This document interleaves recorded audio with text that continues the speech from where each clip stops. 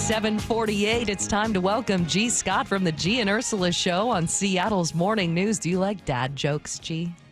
He's getting his headphones plugged in. We're a little bit in disarray this morning. I love dad jokes. Do you? Okay. I do. Our listeners have been sharing dad jokes with us this morning. All right, let me hear them. And let's see, one of our favorites. Do you know the difference between an elephant and a loaf of bread? I don't. If you answer no, I'm not sending you to the store for a loaf of bread. What's the difference between an alligator and a crocodile? Something about see you later. Oh, yes, an alligator will see you later, a crocodile after a while. Do you have any dad jokes? Not off the top of my head right now, No. but I think that the older that men get, it is a natural thing. It's not even a joke. It's actually like that's how we talk. It's what we say. You just want to bother people. Yes. Want to be okay? So What do tapeworms and the Eiffel Tower have in common? what? They're both parasites. Oh. So this I met this guy the other day. His name was Dr. Sugar. Yeah. Yeah. And he was Dr. Sugar. Is that his real name? Or? No, that's his real name. Okay. Yeah, for real. Is And he a dentist? No. So he comes in and he was done with the procedure. And I said, sweet. How many times has he heard that? Or was that the first time? He just looked at me like, and I just wanted to tell him so bad, I'm really just not normal. No, you just but I had to. Yeah. I said, Dr. Sugar, sweet. I like that.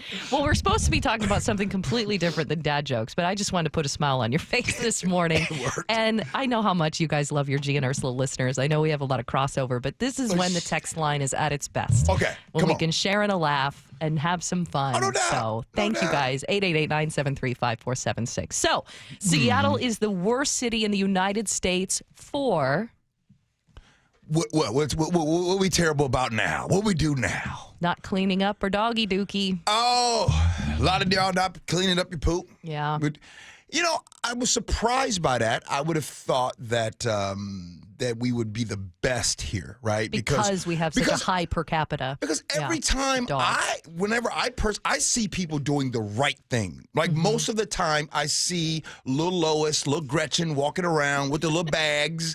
And it's like, and so they're walking around and it's around their wrist. And Yeah. you guys are walking around with the poop bag. And I love that happens. I was shocked. I'm surprised if cities like Chicago, where I'm from, is not one of the worst. Because I'm telling you right now, Maybe they don't have as many dogs.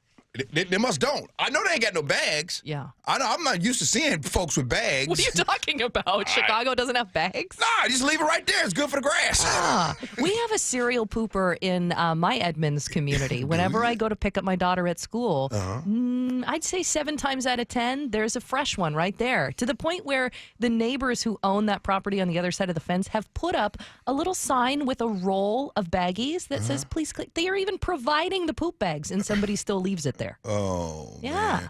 man. So I thought Seattle was good.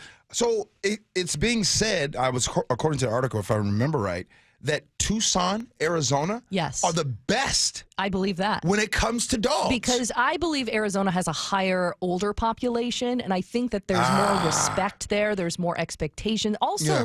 a lot more. Do you ever notice that like boomers are always afraid of other people watching them and judging what they're doing, and so they Yeah. behave in a certain way so that people like them and that they don't get attention put on them. So I think that's what it is. It's the societal shame and pressure to pick up your dog's poop. Which on one hand we can make fun of that, but on another, I think that actually makes the world better. Yes. When people are concerned with people watching them, like, oh, I need to do the right thing. That's healthy pressure, healthy right, shame. healthy pressure. Yeah, if there is now, healthy shame. the young Nicks of the world, these Gen Z folks, they don't care.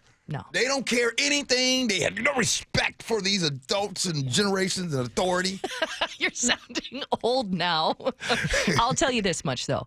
Love cats and dogs. I do not get the argument of choosing cats over dogs or dogs over cats. I do. They're both awesome. No, they're not. But whenever I see somebody picking up a fresh, warm, steaming pile of poop off the sidewalk, it confirms why I've had cats most of my life.